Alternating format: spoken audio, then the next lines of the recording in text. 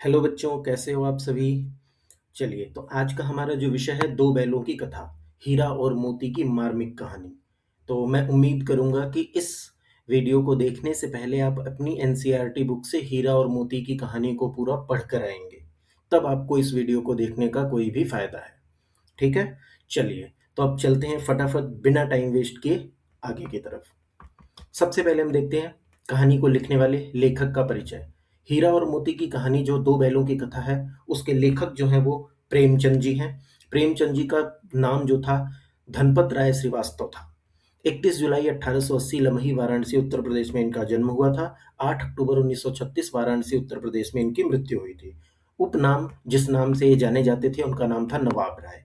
हिंदी और उर्दू के महान कथाकार, उपन्यास और निबंधकार थे प्रेमचंद जी।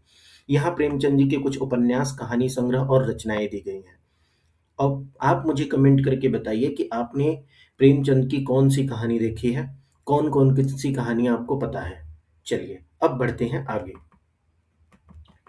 जो दो बैलों की कथा है, उसकी शुरुआत में ही बात की गई है यहाँ पर गधे की, कि गधे को लोग मूर्ख व्यक्ति से तुलना क्यों करते हैं।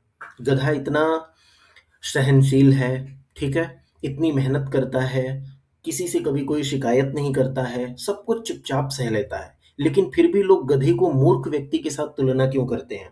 इसका एक कारण है, पता है क्या है?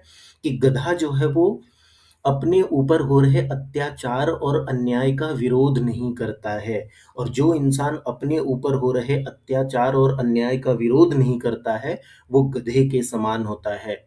ठीक है? लेखक ने यहाँ पर बताया है कि गधा जो है सबसे बुद्धिहीन समझा जाता है, लोग मूर्ख व्यक्ति से इसकी तुलना करते हैं। ठीक है? इतना सीधा है, इतना सहनशील है, मार खाने पर भी कष्ट सहकर कोई विरोध नहीं करता है, इसीलिए वो गधा है।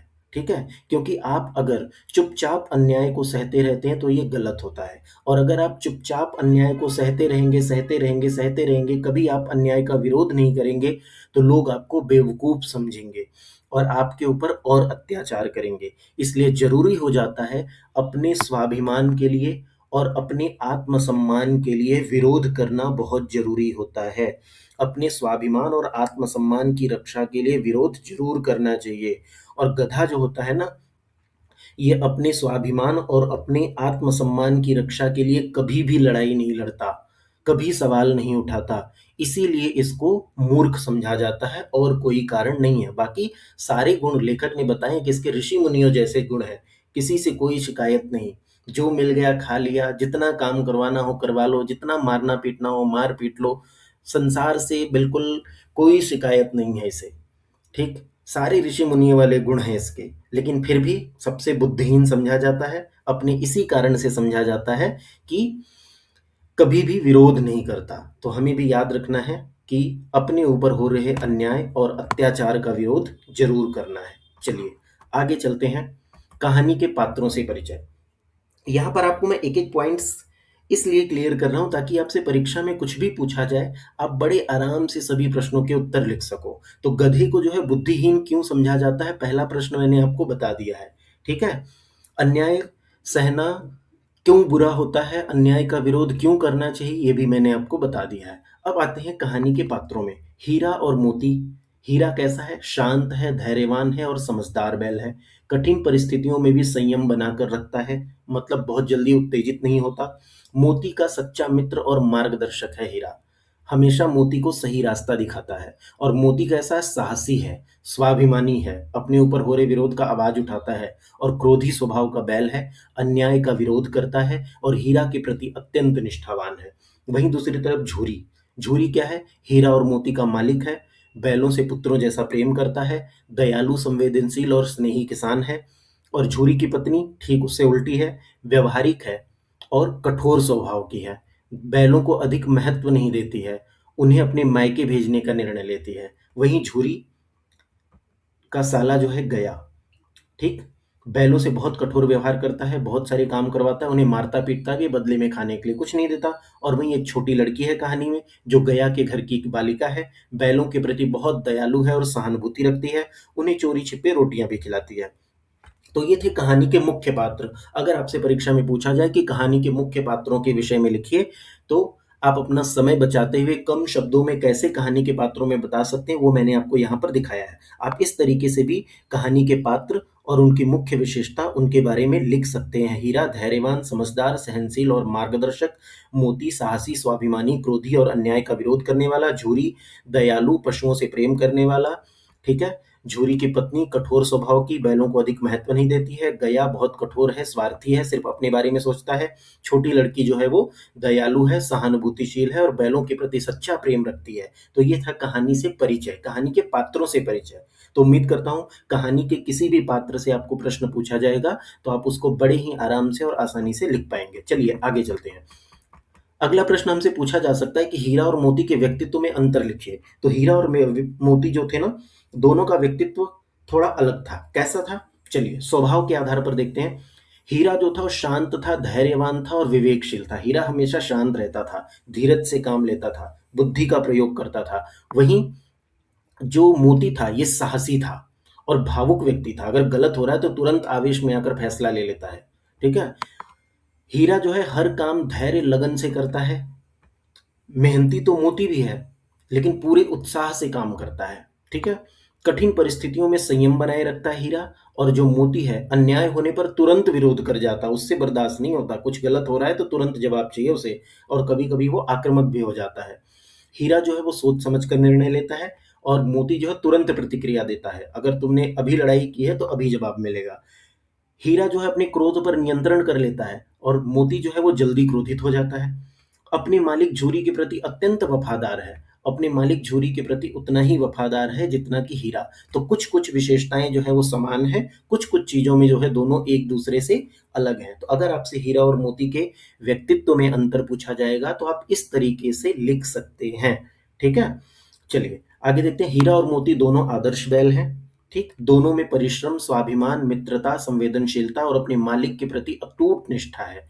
अंतर केवल इतना ही है कि हीरा धैर्य और विवेक से काम लेता है, जबकि मोती अधिक साहसी, भावुक और आवेशपूर्ण स्वभाव का है। मतलब तुरंत आवेश में आकर फैसला लेने वाला व्यक्ति जो है वो मोती है। तो ये थे हीरा और मोती के स्वभाव की विशेषताएं, जो कि बहुत अच्छे से पढ़ लेना है, याद कर लेना है शब्द उनके लिए। परीक्षा में पूछे जाए तो इसी तरीके से आपको लिखना है यहाँ पर। तो कहानी की जो घटना है उसको संक्षिप्त में फटाफट पढ़ लेते हैं। हीरा और मोती झूरी के प्रिय बैल थे, परिश्रमी थे, स्वाभिमानी थे, दोनों आपस में सच्चे मित्र थे, दोनों एक दूसरे के सहायक थे, हमेशा एक साथ खाते थे, पीते थे, रहते थे, कभी एक दूसरे का साथ नहीं छोड़ते थे, कठिन से कठिन परिस्थितियों में भी दोनों एक साथ रहते थे। झूरी का साला जो गया है वो आता है और बैलों को अपने घर ले जाता है काम करवाने के लिए, क्योंकि जो गया झूरी होता है उसकी पत्नी जो है वो अपने मायके भेज देती है बैलों को। बैल वहाँ पर जाते हैं, वहाँ उन्हें बहुत मारा-पीटा जाता है, उनके साथ बुरा व्यवहार किया जाता है। बैल भागकर घर वापस आ जाते हैं। गया अगले दिन आता है और वापस से बैलों को लेकर जाता है। जब अन्याय और अत्याचार बढ़ जाता है तो बैल उसका विरोध करते हैं और छोटी बच्ची घर में होती है जो कि उनकी रस्सी खोल देती है। बैल वहाँ से भाग जाते हैं। मटर के खेत में सांड के साथ भयानक युद्ध होता है। उस युद्ध के बाद दोनों जो है पकड़े जाते हैं और पकड़े जाने के बाद उनको कांजी हाउस में बंद कर दिया जाता है। वहाँ पे उनकी नीलामी कर दी जाती है। नीलामी के बाद दोनों का शरीर बिल्कुल दुर्बल हो चुका होता है और नीलामी के बाद जो व्यक्ति होता है वो उनको लेकर जा रहा होता है, दड़ियल व्यक्ति। तभी रास्ते में उन्हें अपने घर का रास्ता याद आ जाता है और दोनों भागकर अपने घर आ जाते हैं। अपने मालिक से मिलकर बहुत प्रसन्न होते हैं। तो ये थी आपकी संक्षिप्त में पूरी कहानी, और आपकी किताब में भी है, उसको ध्यान से पढ़िए, अच्छे से पढ़िए। चलिए अब आगे चलते हैं। हीरा और मोती की मित्रता के विषय में थोड़ा सा पढ़ लेते हैं। तो हीरा और मोती की मित्रता के विषय में जब हम पढ़ते हैं तो देखते हैं कि कठिन से कठिन परिस्थितियों में भी दोनों एक दूसरे का साथ देते हैं। ऐसी होती है सच्ची मित्रता। सच्ची मित्रता वही है जो संकट में भी साथ न छोड़े। ठीक है? संकट में, मुसीबत में भी, हर मुसीबत की घड़ी में जो साथ रहे, वही सच्ची मित्रता है। तो हीरा और मोती की मित्रता की क्या विशेषताएं हैं, ये पॉइंट आपके लिए सबसे इंपॉर्टेंट है। इसको ध्यान से पढ़ते हैं। हीरा और मोती सच्चे मित्र थे। दोनों साथ-साथ रहते, एक-दूसरे से बहुत प्रेम करते थे। हर कठिन परिस्थिति में दोनों एक-दूसरे का साथ निभाते थे और कभी भी एक-दूसरे का साथ नहीं छोड़ते थे। एक बार एक सांड ने उन पर हमला किया, तब दोनों ने मिलकर साहसपूर्वक उसका सामना किया और उसे भगा दिया। सांड वाली घटना आपको अच्छे से पता ही होगी, यहाँ चित्र में भी दिखाई दे रहा है। हीरा मोती ने बड़ी बहादुरी के साथ इस भयानक और काले सांड का मुकाबला किया था। जब भागने का अवसर मिला, यानी कांजी हाउस में बंद सभी जानवर जो है भाग रहे थे और हीरा वहाँ पर बंधा हुआ था, मोती की रस्सी खुली हुई थी। फिर भी दोनों वहाँ मोती ने हीरा का साथ नहीं छोड़ा। जब भागे तो दोनों साथ भागे। किसी ने भी अकेले भागकर अपनी प्राण बचाने की कोशिश नहीं की। ठीक है? दोनों के बीच गहरा विश्वास, प्रेम और स्वाभिमान था। अनेक कष्ट सहने के बाद भी उनकी मित्रता अटूट रही और अंत में दोनों अपने पहले मालिक छुरी के पास लौट आए। तो मित्रता की उनकी विशेषताएँ थी, हमेशा साथ रहते थे। खाते समय, पीते समय, सोते समय, खेलते समय दोनों एक-दूसरे के साथ रहते थे, ठीक है? मुश्किल घड़ी आती थी तो दोनों मिलकर उसका डटकर मुकाबला करते थे, कोई अपने मित्र को छोड़कर या डरकर भागता नहीं था। डटकर वो मुश्किल परिस्थितियों का सामना करते थे। साथ-साथ भागना, जब भागने का मौका मिलता था तो साथ भागते थे, अगर एक भी फँस गया तो दोनों वहाँ रुक जाते थे। मटर के खेत में एक मित्र फँस गया था तो दूसरा मित्र उसकी वजह से रुका रहा, वो उसको छोड़ के भागा नहीं। अंत में साथ में उनकी वापसी होती है। तो ऐसी थी उनकी मित्रता।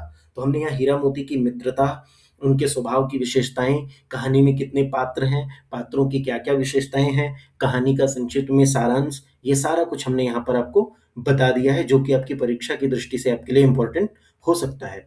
हीरा और मोती की मित्रता हमें सिखाती है कि सच्चा मित्र वही है जो हर परिस्थिति में साथ दे और कभी साथ ना छोड़े। हीरा और मोती की अटूट मित्रता त्याग, विश्वास, साहस और एकता का सबसे सुंदर उदाहरण है। चलिए, अब आगे चलते हैं। कहानी से मिलने वाली सीख, ये जो 2 बैलों की कथा है, इसका उद्देश्य क्या है? ये कहानी हमें क्या सीख देती है? सच्ची मित्रता के महत्व को बताती है। हीरा और मोती की मित्रता हमें सिखाती है कि सच्चा मित्र हर परिस्थिति में साथ देता है और एक-दूसरे के लिए समर्पित रहता है, जैसे हीरा मोती एक-दूसरे के लिए समर्पित थे। निष्ठा और वफ़ादारी, अपने मालिक के प्रति निष्ठा क्या होती है, ईमानदारी क्या होती है, वफ़ादारी क्या होती है, ये हमें हीरा और मोती से सीखना है। धैर्य और सहनशीलता के साथ हर कठिन परिस्थिति का सामना करना सिखाती है ये कहानी। हीरा और मोती हमें धैर्य के साथ हर परिस्थिति का सामना करना सिखाते हैं। दयालुता और संवेदनशीलता, कहानी में एक छोटी बच्ची है जो दयालुता और संवेदनशीलता सिखाती है कि हमें हर प्राणी के ऊपर दया भाव रखना चाहिए। अन्याय के प्रति विरोध करना चाहिए, ये कहानी हमें ये सिखा रही है। परिवार का महत्व सिखा रही है, ठीक है? परिश्रम का फल सिखा रही है। तो यह कथा हमें मित्रता, निष्ठा, धैर्य, दया, परिश्रम और न्याय जैसे जीवन मूल्यों की प्रेरणा देती है। हमें इन गुणों को अपने जीवन में अपनाकर एक अच्छा इंसान बनना चाहिए। तो उम्मीद करता हूँ कि कहानी से मिलने वाली सीख जो है, वो आप समझ चुके होंगे।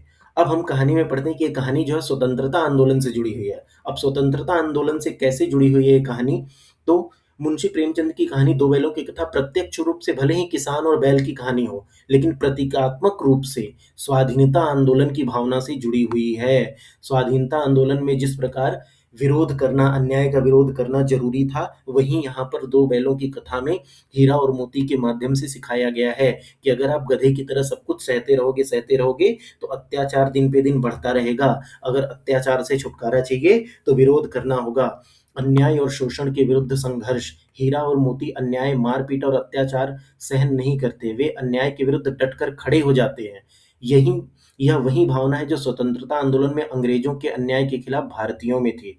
जिस प्रकार हीरा मोती ने जो गया था, उसके अत्याचार को नहीं सहा, उसी प्रकार हमारे भारत के जो नागरिक थे, उस स्वतंत्रता आंदोलन में उनके खिलाफ खड़े हो गए थे। स्वाभिमान और आत्मसम्मान, अपने स्वाभिमान और आत्मसम्मान की लड़ाई जो थी, वो स्वतंत्रता आंदोलन जो था, अपने स्वाभिमान और आत्मसम्मान के लिए था। एकता और सामंजस्य, जैसे हीरा और मोती ने मिलकर हर परिस्थिति का सामना किया, उसी प्रकार स्वतंत्रता आंदोलन के समय में भी सभी क्रांतिकारियों ने आपस में मिलकर काम किया था। त्याग और सहनशीलता, बहुत सारे स्वतंत्रता सेनानियों ने त्याग भी दिया, ठीक है? अपना बलिदान दिया और सहनशीलता भी दिखाई वहाँ पर। हीरा और मोती ने जैसे धैर्य नहीं छोड़ा, सहनशीलता दिखाई, स्वतंत्रता सेनानियों ने भी देश की आज़ादी के लिए अनेक कष्ट सहे। स्वतंत्रता की चाह, जिस प्रकार हीरा और मोती स्वतंत्रता की चाह रखते थे, उसी प्रकार भारत का हर नागरिक जो है स्वतंत्रता के उद्देश्य से ही लड़ाई लड़ रहा था। इस प्रकार 2 बैलों की कथा स्वाधीनता आंदोलन की भावनाओं,